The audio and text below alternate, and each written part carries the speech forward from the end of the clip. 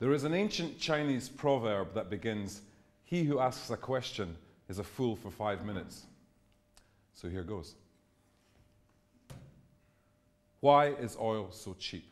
All the time people seem to be complaining about how expensive petrol is, but at £1.37 a litre, is petrol really too expensive?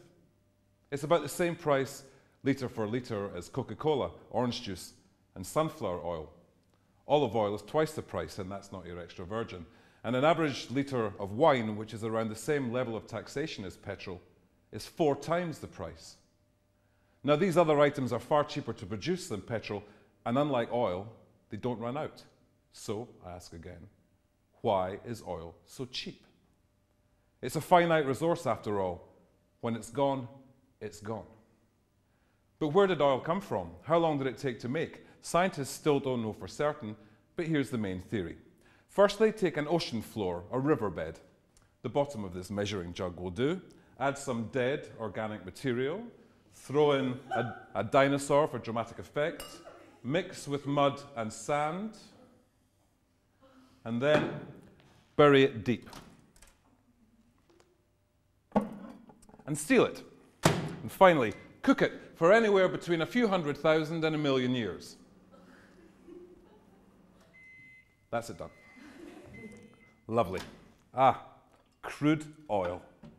Or, as the Romans called it, rock oil. Petroleum. Ancient peoples used oil like this that seeped to the surface in small amounts for a limited variety of uses, like waterproofing boats and burning Christians. By the Middle Ages, however, mankind had discovered a much bigger and better supply of oil. For 1,000 years, we were given oil to light our lamps by her. And what a beautiful, pure light she gave us, didn't you? But we hunted her and her kind to the point of extinction, so other sources of oil had to be found. And thankfully for her, by the 19th century, we were able to drill through the rocks for oil. Petroleum. You can go now. And for the last 140 years, it's been gushing out at an ever more astonishing rate. Scientists estimate that since 1870, we have consumed over 20 trillion litres of oil. Now, that's such a huge number, it's hard to get your head around, so I'll put it another way. Imagine all the oil that's ever been or ever will be was in a huge glass measuring jug. What size would that measuring jug have to be to store all that oil? The size of a small country, like Wales, perhaps. Wales. No. Too big. How about the Isle of Skye, say? No, half that size. All the oil that's ever been or ever will be would fit into a measuring jug almost the size of Mount Everest. Still, you might be thinking, that's a lot of oil! That's a lot of oil! And yes, if you were standing beneath a Mount Everest-sized measuring jug full of crude oil, you would be thinking that.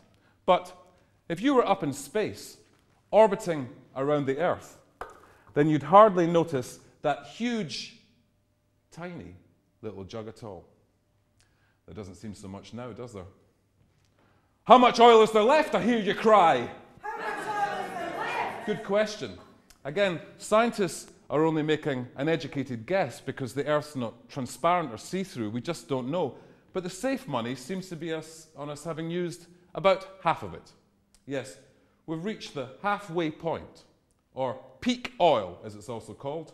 20 trillion litres of oil gone, 20 trillion litres to go. And now you might be thinking, 20 trillion litres of oil left, Ian, that's still quite a lot! Yes, it is quite a lot, but it's not that simple. You see, the Earth's population is growing wildly.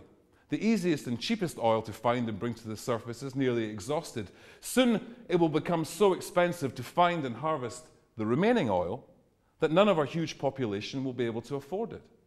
So is £1.37 for a litre of this precious dwindling resource really too expensive? Perhaps if the Earth actually was see-through, and like sand in an hourglass, we saw the oil disappearing litre by litre, we might do something about it and genuinely invest in alternative energy sources.